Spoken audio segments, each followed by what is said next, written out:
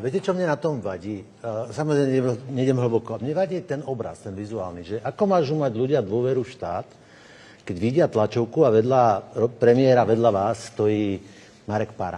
To neviete nájsť niekoho, kto sa postaví vedľa Roberta Fica, ktorý bude mať aký taký CVčko? Preboha, musí to byť niekto, kto obhajuje Kočnera? Kto obhajuje všetkých tých vagabundov, grázlov, gavnerov, mafiánov? Dobrý im Lojzo naložil, čo? Takých ľudí mať vedľa seba. Koho si myslíte, že zastupujú trestní právnici?